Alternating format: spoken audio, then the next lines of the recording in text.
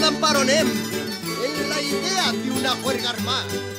Pues el acte a celebrar es el sant de l'amic Tomàs. Ara, després d'esta magnífica lliçó, va l'última ponència, la que hem deixat per al final. Esta ponència tracta d'un tema molt polèmic des de fa un cabàs d'anys ja. La mateixa tracta el tema de l'educació, l'ensenyança a les escoles i les universitats, i el precari estat d'algunes instal·lacions, i sobretot parlava de la llengua. D'aquesta llengua dolça i graciosa que tots amem i que tants atacs està tenint durant molts anys, inclús dels mateixos estaments públics valencians. Però això estiguem segurs, que això canviarà per sencer quan nosaltres estiguem manant. La ponència la llegirà en Joan Benet, Rodríguez i Manzanares i té per títol La renovació en la llengua i l'educació. Joan Benet, quan vostè vulgui que pot ser la paraula.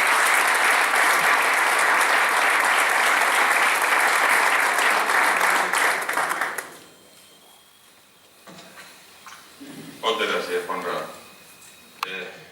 Bon dia a tot el món.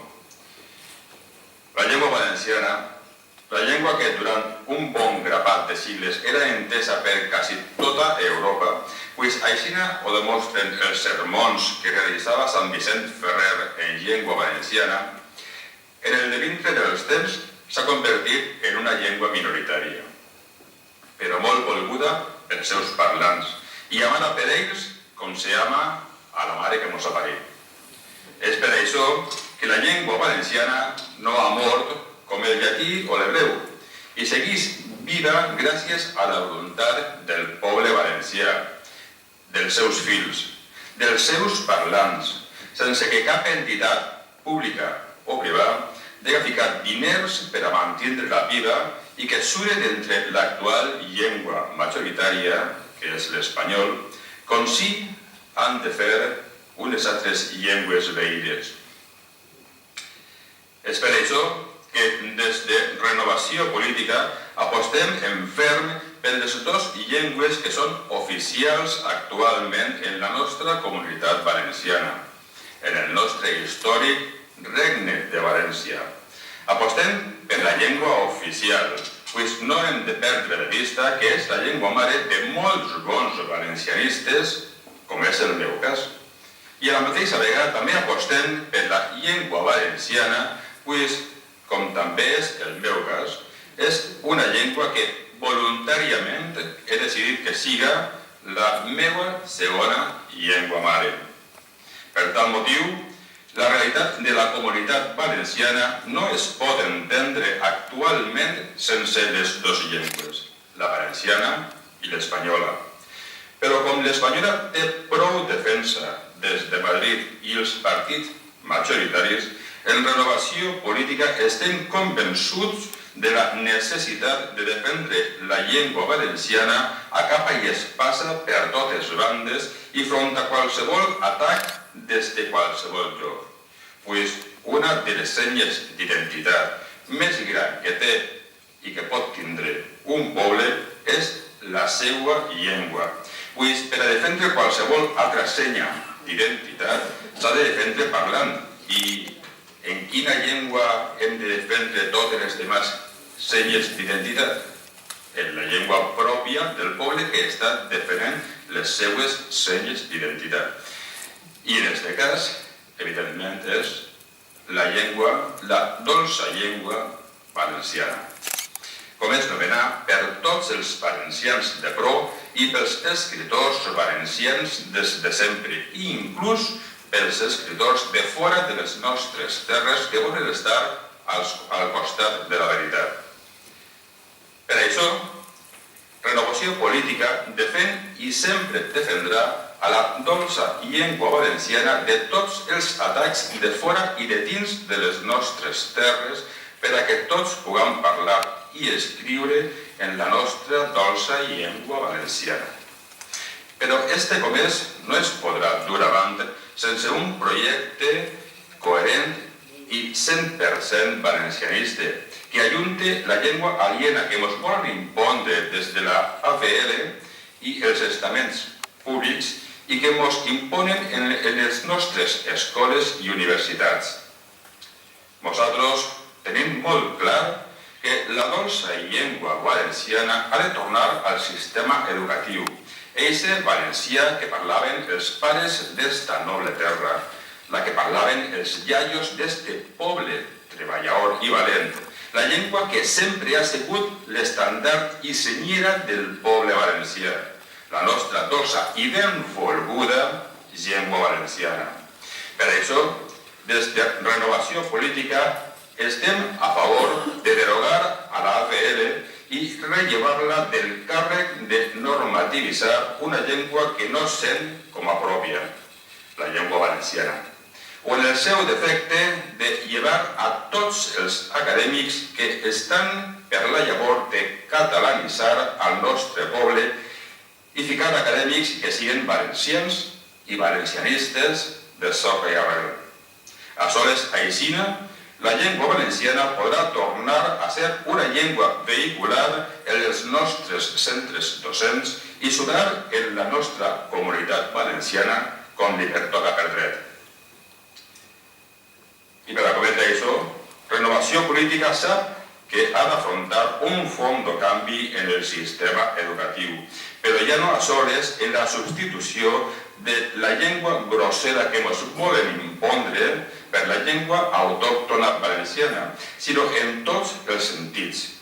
Una bona educació no a soles es basa en la llengua, sinó en un bon cabàs de coneixements que tots els nostres jovens en edat escolar, des d'infantil fins als estudis de doctorat, han de saber i conèixer en un ambient d'estudi i educació que siga l'idòneu per a tots els estudiants. Tots sabem que hi ha escoles que careixen de lo més bàsic per a poder ensenyar les diferents matèries d'una manera correcta i propícia per als professors i per als alumnes. No tenen pissarres en condicions. Les caires i les taules es mantenen de peu quasi per miracle. I inclús alguns col·legis no són més que uns barracons fets en uralita que es converteixen en un forn en estiu i en una nevera en hivern. I en un entorn d'aquesta índole no es pot donar classe, pues quan mestres i alumnes estan patint unes carències bàsiques, és molt difícil que els professors puguen concentrar-se en donar una bona classe plena d'elements d'estudis propis de cada assignatura i que els alumnes fiquen els seus 5 sentits en atendre als professors i estudiar tot el que estos puguen ensenyar-los. Per això, en Renovació Política apostem per modernitzar tots els col·legis que tinguen falta en qualsevol nivell, ja siga en proporcionar material deportiu, ja siga en proporcionar caires, taules i infraestructures diverses, com puguen ser un sistema d'aire condicionat, pissarres, o si cal, construir nous col·legis per a substituir els que ja estan funcionant i són tan precaris que no mereixen la pena reformar-los, sinó construir un nou col·legi que complisca totes les exigències que la vida moderna actual reclama per als nostres estudiants, pues no hem d'oblidar mai que la joventut és el nostre relleu. I si volem tindre uns professionals en tots els camps i sentits, hem d'invertir en la nostra joventut i la seva educació, pues ells són el nostre futur. I això en Renovació Política ho tenim molt clar. Per això diem invertir diners i no gastar diners, pues els diners utilitzats en fer de l'educació un projecte de futur no són diners gastats, sinó diners invertits. També som conscients que hi ha alumnes extraordinaris, però que la família no pot donar-li l'educació que es mereix segons els seus mèrits. Per això, quan estiguem manant en les institucions públiques, propondrem una llei en la que als alumnes que es mereixen ser becats els becarem per a que aconsegueixen ser uns bons professionals. I en això el motor de la nostra comunitat valenciana i el motor d'Espanya com tradicionalment sempre hem sigut. Però en les nostres beques primarà en primer lloc becar primer als xics que tinguen unes notes que reclamen la beca per dret propi. I després vindran uns altres condicionants, però ser estranger no tindrà mai punts extras. També es troba en l'esperit de renovació política fer dels nostres centres docents uns llocs on els alumnes puguen trobar-se com en sa segona casa. I per allò proponem dotar-los d'aules d'informàtica en internet on els estudiants més desfavorits puguen tindre accés a aquesta gran red mundial, de laboratoris on els futurs científics puguen fer les seues primeres pràctiques, pues d'ahir podria eixir un nou Joan Vilanova i Piera o un nou Vicent Peset Cervera. Una aula d'idiomes en tota la infraestructura per a que puguen estudiar idiomes com l'anglès, l'alemà o el xineng en les millors condicions.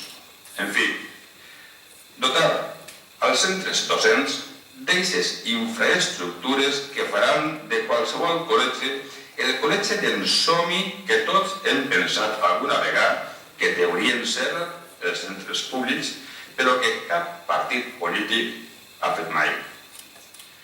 Un país que invertís en els seus estudiants, en l'educació, és un país condenat a tindre un futur esplendorós. Moltes gràcies.